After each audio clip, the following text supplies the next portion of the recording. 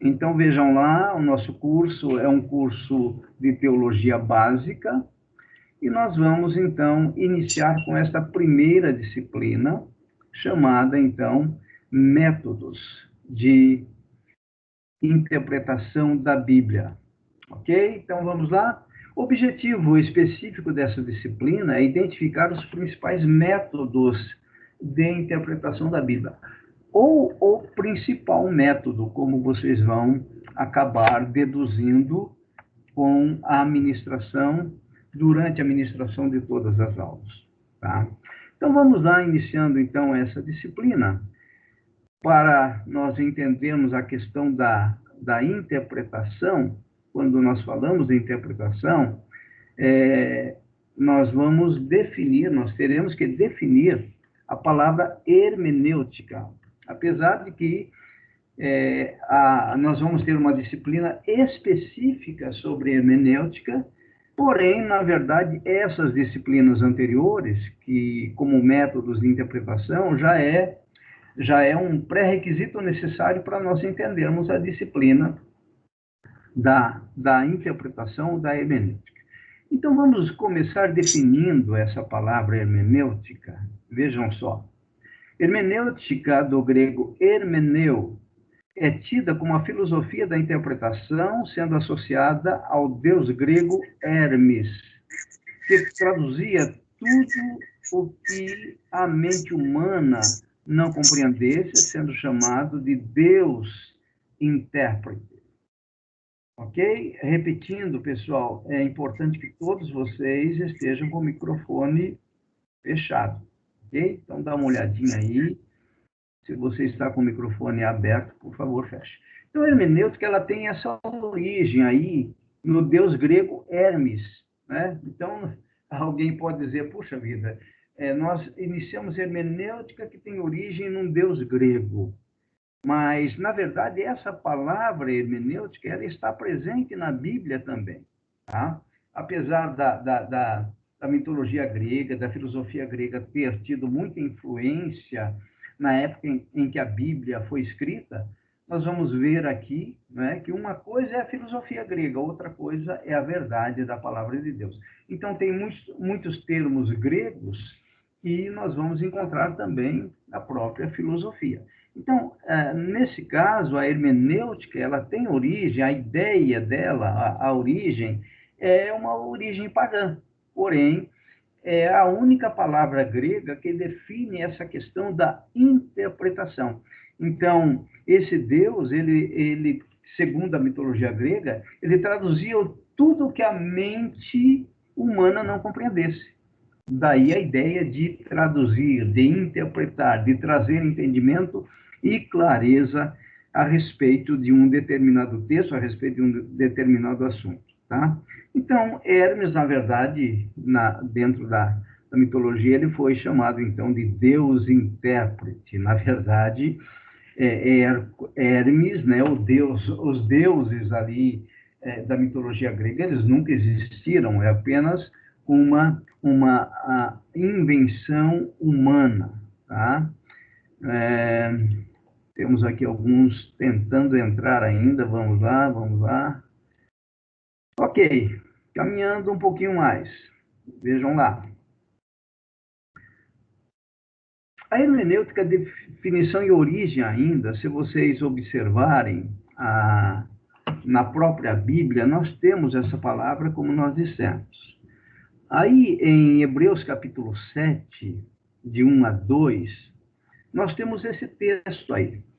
Porque este Melquisedeque, rei de Salém, sacerdote do Deus Altíssimo, que saiu ao encontro de Abraão, quando voltava da matança dos reis e o abençoou, para o qual também Abraão separou o dízimo de tudo, primeiramente se interpreta rei de justiça, depois também é rei de Salém, ou seja, de paz.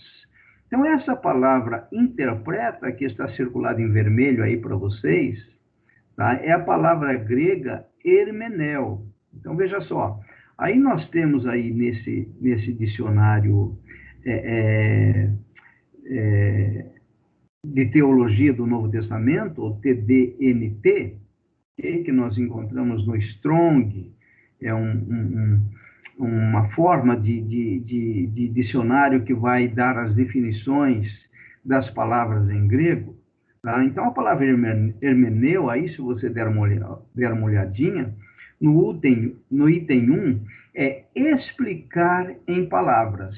Então, essa é a ideia da palavra hermeneu. Então, quando se fala em hermenêutica, tem que ficar muito forte dentro do nosso pensamento, do nosso entendimento, que fazer hermenêutica é explicar através de palavras, é expor um texto com clareza, de tal forma que os ouvintes consigam entender.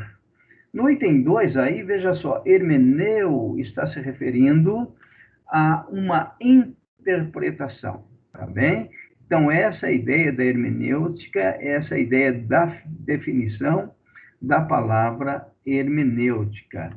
É explicar em palavras, é trazer o conhecimento para que as pessoas possam entender, é expor o texto, é interpretar, ok? Então, vejam, agora vamos iniciar exatamente essa disciplina que refere-se aos métodos de interpretação.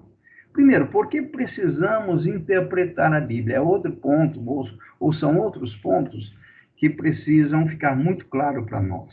Tá? Por que nós colocamos esses pontos aí? Porque há uma tendência na visão de muitos pastores, de que a Bíblia não precisa ser interpretada. Entretanto, nós vamos observar que, sem uma correta interpretação, nós não podemos ter uma boa teologia. Então, a interpretação, ela torna-se necessária. Então, por que precisamos interpretar a Bíblia? Vejam só, primeiro ponto é o distanciamento causado pela natureza humana da Bíblia. Então, o que significa dizer? Que a Bíblia ela foi escrita por aproximadamente 40 homens, num período de 1.400 a 1.600 anos. Então, quem escreveu a Bíblia são homens, isso é natureza humana, ok? Fiquem calmos que nós vamos falar sobre a natureza divina. Então, há um distanciamento causado pela natureza humana da Bíblia. Primeiro, um distanciamento temporal, como vocês podem ver aí na tela de vocês. Olha só, o Antigo Testamento, se nós pegarmos, por exemplo, o Pentateuco, que são os 5 livros de Moisés, eles foram escritos por volta de 4.000 anos de distanciamento de nós. O Novo Testamento, se nós pegarmos o último livro do Novo Testamento escrito, que foi Apocalipse, ele foi escrito em torno do ano 70 ao ano 90 depois de Cristo, tá? Então, nós temos o quê? Quase 2.000 anos de diferença. Então, imagine nós querendo interpretar um texto que foi escrito há 4.000 anos de distanciamento do nosso tempo de hoje. Uma coisa é nós pegarmos um jornal, uma revista Veja, um texto, uma pastoral escrita na igreja, um sermão escrito, né, no ano de 2010, 2001, 2020, por exemplo. Uma coisa é nós interpretarmos um texto que está dentro da nossa contemporaneidade. Outra coisa é nós pegarmos um texto que foi escrito há muito tempo atrás, como é o caso da Palavra de Deus, como é o caso da Bíblia, ok?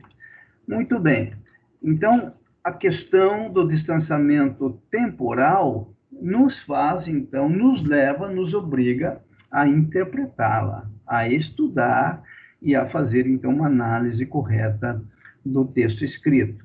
Depois, o contexto, a questão contextual da Bíblia, ou seja, culturas e contextos que não existem mais. Então, a Bíblia, ela foi escrita, o Antigo Testamento foi escrito em 2 línguas que é o hebraico e o aramaico, e o Novo Testamento foi escrito em grego. As culturas eram diferentes. Então, tudo isso, esse contexto cultural, também ele acaba sendo um fator que nos leva a buscar conhecimento daquela cultura, da geografia, daqueles povos. Então, a questão contextual, a cultura e o contexto desses povos que não existem mais. Outra questão é a questão linguística, não é? Como eu disse, hebraico e aramaico, nós encontramos 99% do texto do Antigo Testamento em hebraico, e temos algumas passagens, por exemplo, em Esdras, em Daniel, de textos em aramaico. Então, nós temos esse problema da língua, e o grego escrito na época de Jesus, então, ali no primeiro século, nós temos o grego escrito numa linguagem mais comum, que é o grego koiné, tá? Então, o que acontece? O hebraico falado, por exemplo, em Israel hoje, não é o mesmo hebraico em que a Bíblia foi escrita. Os caracteres são os mesmos, mas o hebraico bíblico ele tem uma característica diferente. O grego bíblico tem uma característica diferente do grego que é falado nos dias atuais. Então, nós temos essas questões, né, que podem nos levar a um entendimento errado se nós não prestarmos atenção nessa questão. Então, é por isso, repito, se alguém tiver com o microfone aberto, feche, por favor. É por isso que há necessidade da tradução, por causa desse distanciamento da natureza humana, da Bíblia. O distanciamento autoral também, por exemplo, nós não temos como nos comunicar com os autores. Então, vamos imaginar, tem um texto escrito por Moisés. Eu não tenho como mandar um WhatsApp para Moisés perguntando: Moisés, me explique o que você quis dizer com esse texto. Ou vamos supor que Paulo, né, a gente está analisando a carta de Paulo, e quando ele fala miserável homem que sou, ali em Romanos capítulo 7, né, quando ele vê que o pecado habita nele, ele percebe isso, ele começa a escrever, e aí no final do capítulo 7 de Romanos, ele chega à conclusão que ele é miserável. Ele explica dizendo que miserável homem que sou, porque a palavra de Deus revelou a ele o quão pecaminoso ele era. E aí ele vai falar: graças a Deus por Cristo Jesus, nosso Salvador. Então, eu não tenho como mandar um WhatsApp para o apóstolo Paulo perguntando o que você quis dizer, o que é esse miserável homem que você se refere. Bom, então, por causa desse distanciamento, nós precisamos fazer a correta interpretação. Vocês já podem perceber, então, que uma boa interpretação da Bíblia vai requerer do estudante o quê? Estudo. Vai requerer aplicação, vai requerer dedicação. O segundo ponto, né, porque precisamos interpretar a Bíblia, é o distanciamento causado pela natureza divina da Bíblia. Então, vejam só, a natureza humana causa um distanciamento, tá? Exatamente por esses pontos que nós falamos. Nós estamos numa outra cultura, nós não temos como nos comunicar com os autores, então nós precisamos interpretar. Agora, o distanciamento causado pela natureza da Bíblia, natureza divina. A Bíblia foi escrita por 40 homens, entretanto, o texto bíblico é de inspiração divina. E aí nós encontramos um distanciamento natural. Então, é natural que nós, seres humanos, tenhamos dificuldade. porque há uma grande diferença entre o Criador e a criatura. Alguém já disse o seguinte, que tentar entender Deus, não é? É mais ou menos como tentar explicar sobre internet para uma formiga. Então, por quê? Porque as coisas de Deus são elevadíssimas. A pessoa de Deus não é uma pessoa, não é um assunto que é de simples entendimento. Então, tudo que nós temos a respeito de Deus, a respeito da eternidade, a respeito da criação, tudo isso está escrito na Bíblia. E nós precisamos, então, penetrar nesse mundo de textos inspirados para tirar dali o verdadeiro entendimento. Então, existe naturalmente, tá, um distanciamento por causa da diferença da natureza divina em relação à sua criatura. Então, Deus expôs na sua palavra aquilo que ele queria revelar a nós, aquilo que ele queria revelar aos homens desde o momento em que a Bíblia e os textos começam a ser escritos. Porém, a interpretação é necessária. Outro ponto aí é a questão da pecaminosidade humana, ou seja, a moral humana. Vocês vão aprender que a partir do momento que houve a queda do homem, o homem tornou-se totalmente depravado. Esse totalmente depravado não significa uma depravação sexual. Existe isso também, e aí nós até poderíamos dizer que existem homens com grau de depravação moral maior do que outros. Alguns são menos moralmente depravados do que outros. Mas o termo depravação total refere-se à questão pelo fato do homem não ter mais, depois da queda, essa capacidade de buscar a Deus. Então, depois da queda, a Bíblia nos revela que todos pecaram e destituídos estão da glória de Deus. Então, não há quem busque a Deus. Então, nesse sentido, a pecaminosidade, ela afetou todas as áreas do ser humano, desde da área moral até a própria inteligência. Então, o conhecimento humano é limitado. Nós não temos todo o conhecimento. Enquanto Deus é onisciente, nós somos o quê? Seres finitos, seres limitados, e o nosso entendimento está comprometido.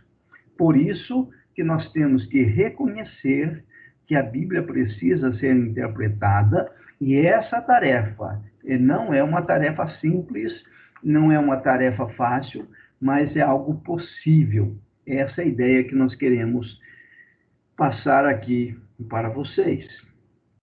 E Calvino, ele escreveu essa frase está em latim, né? Como sendo a tarefa do intérprete, do estudante da Bíblia, ok? Calvino diz o seguinte: orare et labutare. Então, essa palavra orare significa exatamente a oração, ou seja, a interpretação correta da Bíblia requer oração. Na oração, você vai depender da ação do Espírito. Et labutare, labutare em latim é trabalhar, né? Eu me lembro que meu pai, né, na época em que eu estava de férias, geralmente julho é o mês de férias, mas como meu pai era caminhoneiro, nas férias ele me chamava para eu ajudá-lo. Por exemplo, ele transportava areia, madeira, tijolos, cimento, e às vezes eu me cansava lá pelos meus, eu tinha aí na faixa de 13, 14, 15 anos, né, e ele já me colocou no batente desde o início. E às vezes eu me cansava e meu pai falava, vamos, labuta, labuta. Então, talvez esse termo seja comum para nós, não é? Porque nós temos aqui as mais variadas faixas etárias, não é? Desde uma aluna de 14, 15 anos até nós mais experimentados aí, né? Que não é nem bom citar a idade. Mas essa ideia de labutar é a ideia de trabalhar. Então, vejam, a nossa tarefa como estudantes, como intérpretes da Bíblia.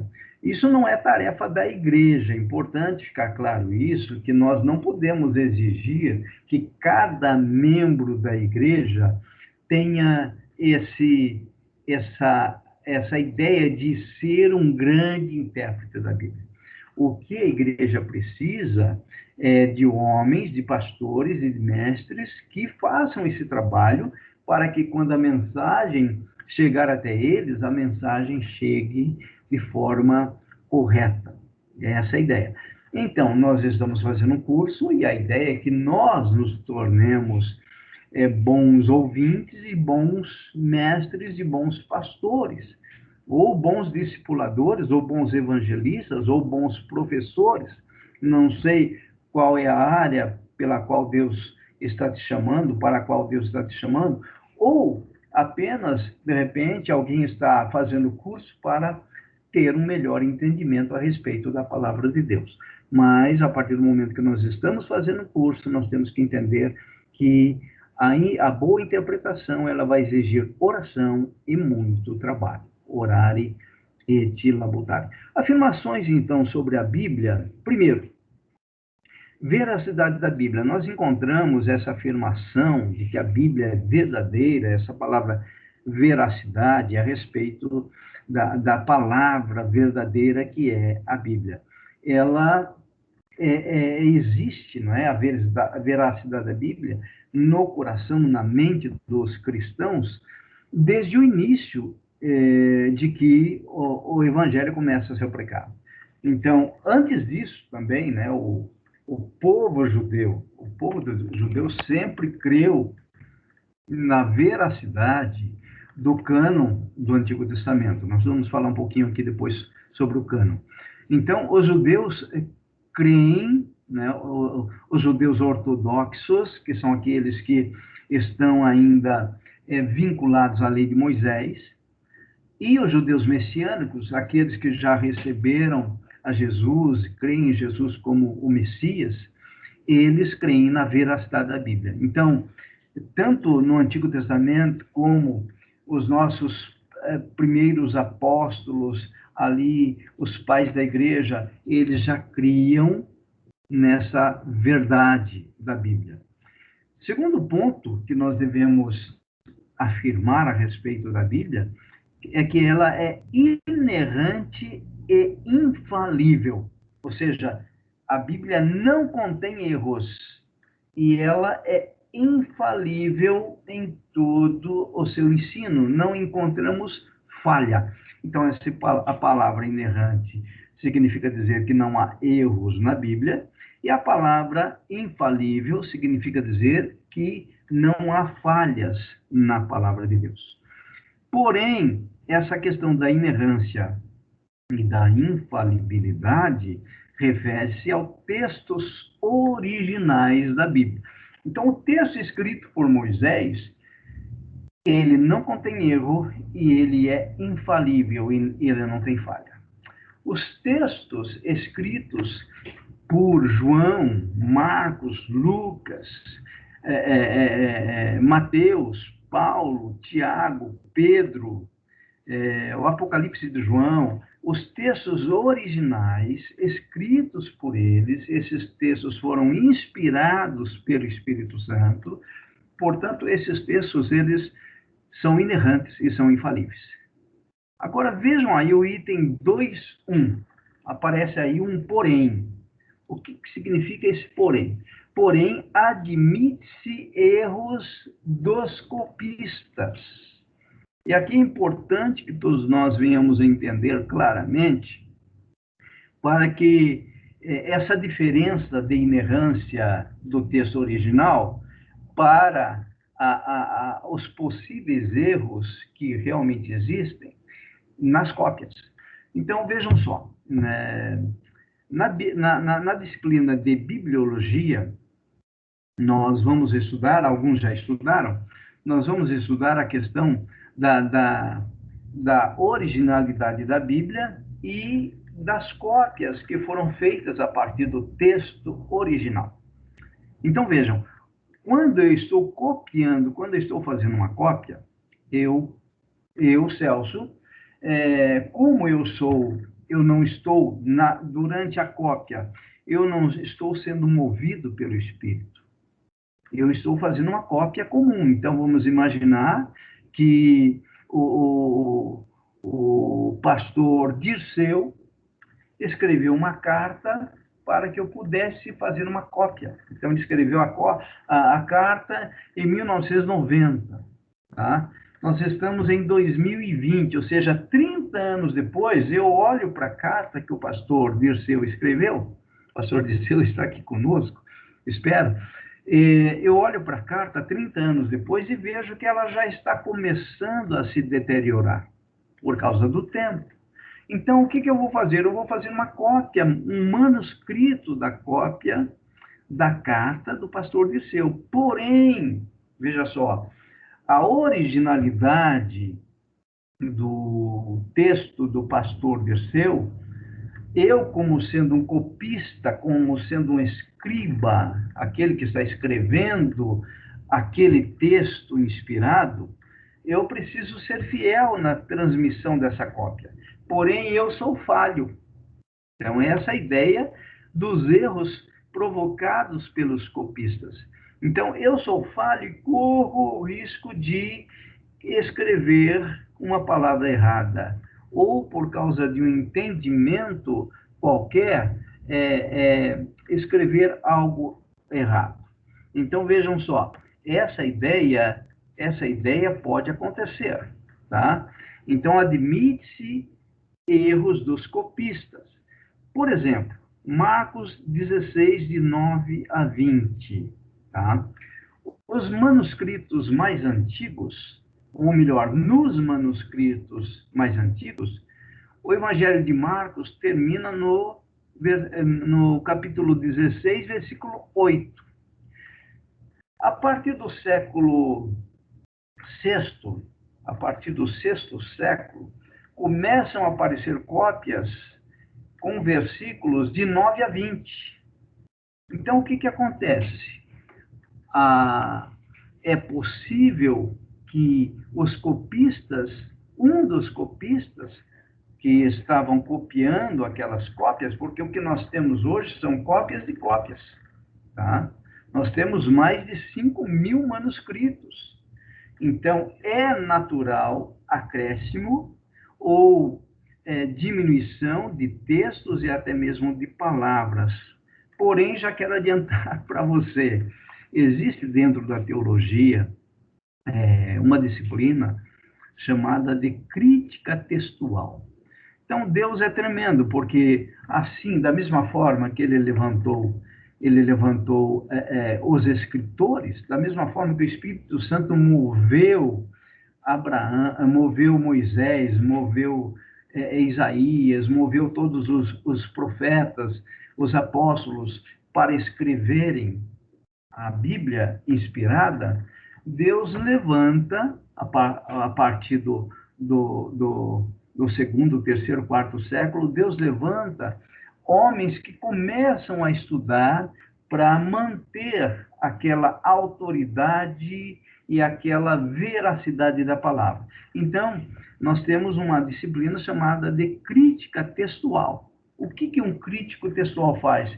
Ele vai pegar uma cópia e vai analisar com outras cópias. E o que ele vai encontrar?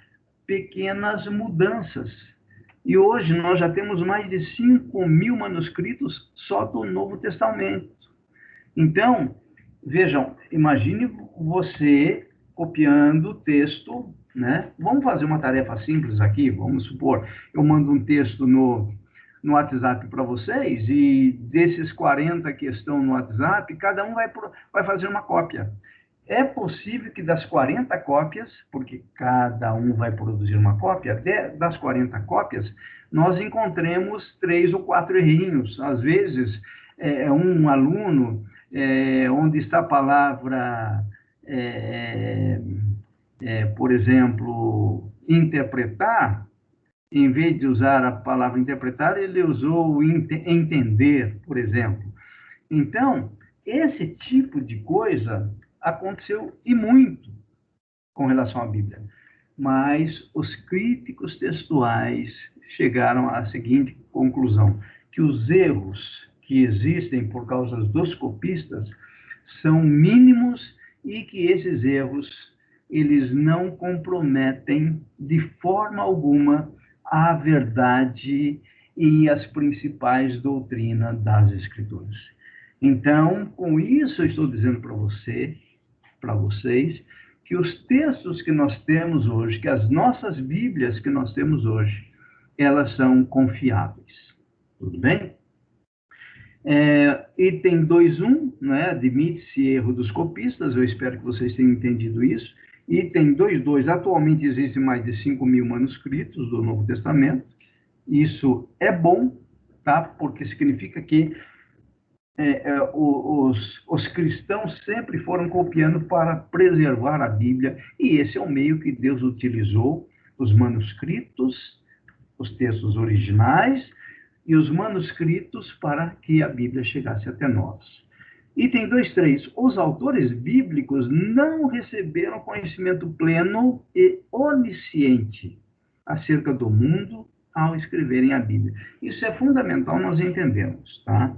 Tem algumas pessoas que são terraplanistas, tá? O que significa dizer? Eles creem que a Terra é plana. Por quê? Exatamente porque eles veem a Bíblia literalmente, e se pegar, por exemplo, o Salmo 113:3, você vai observar a respeito do nascimento do sol.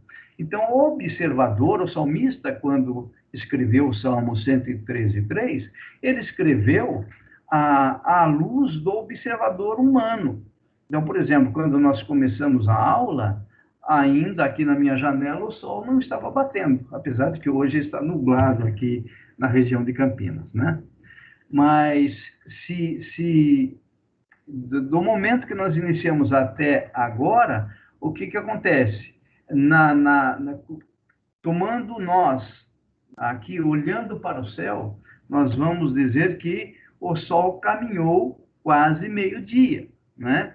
E o sol vai se pôr. Então, quando o escritor bíblico é movido, ele é movido pelo Espírito, mas o Espírito Santo não era a intenção ensinar ciência para o escritor. Então, é importante nós entendermos isso. Um outro exemplo, lá em Levítico 11:19, o morcego está na relação de aves. E hoje nós sabemos que o morcego não é uma ave, é um mamífero. Então, o autor bíblico ele não sabia ciência. E o Espírito Santo ele não chegou no ouvido do autor e disse, olha, antes de você escrever isso, eu vou ter que dar uma aula de zoologia para você. Então, essa questão é importante nós entendermos para nós não começarmos a dizer que a Bíblia ela é falha na sua escrita e nós vamos começar a encontrar pretextos para dizer que há erros na Bíblia. Então, os autores bíblicos não receberam conhecimento pleno. O que é um conhecimento pleno? Se eles tivessem um conhecimento pleno, eles iam dizer que a Terra está girando ao redor do Sol. A ciência nos ajudou a descobrir isso. Tá? Eles não receberam esse conhecimento enquanto eles estavam naquele processo de escrita. Então, Moisés jamais iria incluir, se ele tivesse conhecimento pleno, científico, de taxonomia dentro da zoologia, que é um ramo da biologia, se ele tivesse esse conhecimento, jamais ele teria incluído o morcego na relação de aves. Muito bem, caminhando um pouquinho mais para a gente terminar essa primeira parte. Vamos lá, item 3. Partes de difícil compreensão. Exemplo, narrativa dos cegos nos evangelhos. Mateus, capítulo 20, 29 e 34, fala de 2 cegos. Marcos, capítulo 10, 46 a 52, fala de um cego que é o cego Bartimeu. E Lucas 18, de 35 a 43, fala de um cego. Tá? Então, como resolver essa questão? Então, vocês já vão aprender, a partir dessa primeira aula, de que a Bíblia ela não é exaustiva na sua explicação. E nós temos as nossas limitações humanas. Então, nem tudo na Bíblia você vai encontrar explicação. Inclusive, Deuteronômio 29 e 29, que é a grande saída dos professores de escola bíblica, professor de teologia, é o seguinte, que as coisas reveladas pertencem ao homem, as ocultas pertencem a Deus. Então, não temos, com relação a essa questão de dois cegos, de um cego, apesar de serem relatos por pessoas diferentes e trata-se da mesma situação, nós não temos informações suficientes. Então, eu não posso inventar quando eu não tenho clareza com relação ao texto. Eu não tenho informações suficientes, porém, todas as grandes verdades da Bíblia são claras. Então, quando alguém chega com esses textos dizendo que há incoerência na Bíblia, para nós estudantes, para nós crentes, isso não se trata de incoerência. Isso se trata de limitação humana, ou seja, nós não temos as informações necessárias para trazermos a revelação, ou podemos até especular e dizer que, por exemplo, um dos cegos, né, aqui em caso Mateus, que fala de dois cegos, um dos cegos era cego e mudo, por exemplo, e apenas um cego é que pede para ser curado, e Jesus cura os dois. Seria uma explicação humana, mas é puramente especulativo. Então, na Bíblia, quando tem resposta, nós devemos buscar a resposta bíblica. Quando não tem, nós devemos nos calar. Muito bem, assim nós terminamos essa primeira parte. Vamos dar um intervalo e retornamos logo mais.